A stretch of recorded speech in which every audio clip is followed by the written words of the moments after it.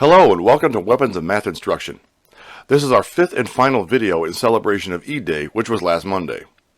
In the last two videos, I proved the equivalence of the three definitions of E that are taught in pre-calculus and calculus courses. In this video, I'll prove that E is an irrational number, which means that it can't be expressed as the ratio of two integers. So, the proof that I'm going to show you is due to the mathematician Fourier. And we're going to use definition 2, the series definition of E. Now remember, all three definitions are equivalent, so we can use the one that's most convenient for us, and this happens to be it. The argument in this proof is a proof by contradiction, also known as indirect proof, and the reasoning goes like this. Suppose you want to prove some proposition P. So in our case, P is that E is irrational. And suppose further that it's too difficult to prove this directly. We're going to take an indirect approach. We're going to assume that the negation, not P, is true. So the negation of our proposition is that E is rational. Then we're going to use that assumption to arrive at a contradiction, which shows that not P cannot be true. So we conclude that not P is false, and therefore P is true. So let E be defined by this now familiar infinite series, and assume that E is a member of the rational numbers. Q stands for the rationals. That is, assume that there exist positive integers P and Q, so Z is the set of integers, such that E equals P over Q. So here we have an explicit rational expression for E. So this is our assumption that E is rational. Now, a little technical point. We've already seen that E sits between 2 and 3. So we know E is not an integer because there is no integer between 2 and 3. So that implies that Q is not 1. Why? Because if Q is 1, then E equals P over 1, which is just P, so that means that E is an integer, but we know that it's not. So, since Q is a positive integer, not equal to 1, it's got to be the case that Q is bigger than 1. So now we'll define this quantity x, which is Q factorial times E minus this truncated series. So this doesn't go from 0 to infinity, it goes from 0 to Q. And in this step, I've substituted the rational expression P over Q in for E. So here, I'm explicitly using the assumption. So on my next step, I'll distribute this Q factorial over the two terms in the parentheses. And when I do that, I get this. So when Q factorial hits the P over Q, this Q cancels with the factor of Q in the Q factorial, leaving me with Q minus 1 factorial. And of course, the P comes over as is. When the Q factorial hits the summation, all I do is stick it in the numerator inside the summation. So, this first term is clearly an integer. And in the second term, notice that n, the index of summation, is always less than or equal to q. That means that the ratio of q factorial to n factorial is an integer as well.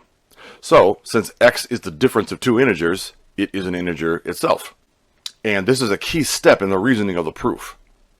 So, where am I going with this? I want to show that x is bounded below by 0 and bounded above by 1. And that's a contradiction. Why?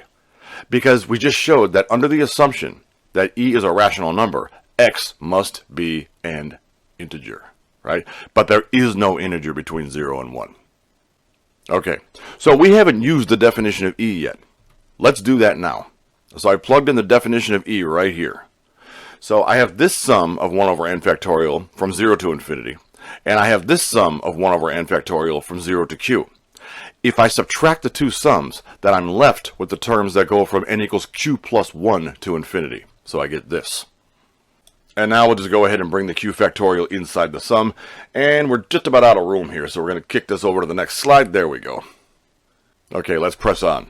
So, every term is strictly positive, so we know that x is greater than 0.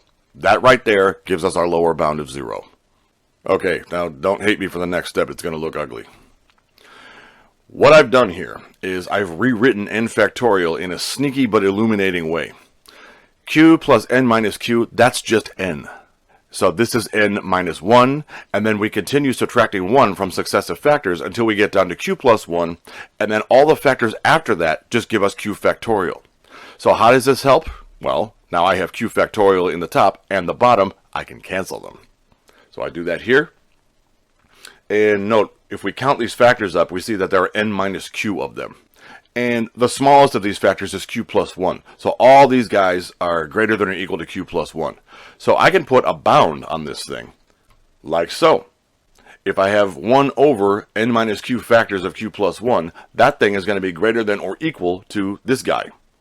The equality holds if n equals q plus 1, and this inequality is strict if n equals q plus 2 or more. And so here, we'll sum up all those terms.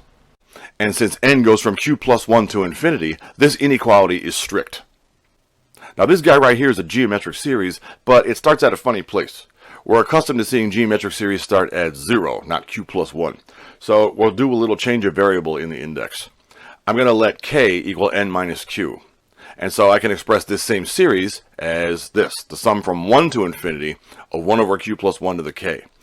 We're still not starting at 0, but we're closer. What I'll do to bring us home is I will add the k equals 0 term to this sum. And the k equals 0 term is just 1. So I subtract that same thing here. So I'm just adding 0 to this expression, which you can always do. And now I can use the formula for the sum of a geometric series on this guy. So that formula is 1 over 1 minus the common ratio between successive terms, which is 1 over q plus 1. And then the minus 1 just comes over as is. And after a little bit of algebra, you find that this is equal to 1 over q. And remember, q is bigger than 1. So 1 over q is necessarily less than 1. So I know this is a long chain of mathematics to look at. So let's simplify matters by looking at just the first and last link in the chain. X is less than 1. There's my upper bound. So let's wrap up with a conclusion here. Okay, so under the assumption that E is rational, this x has to be an integer between 0 and 1, but there is no such integer. That's a contradiction. Therefore, E is irrational. Thanks for tuning in for our celebration of E Day.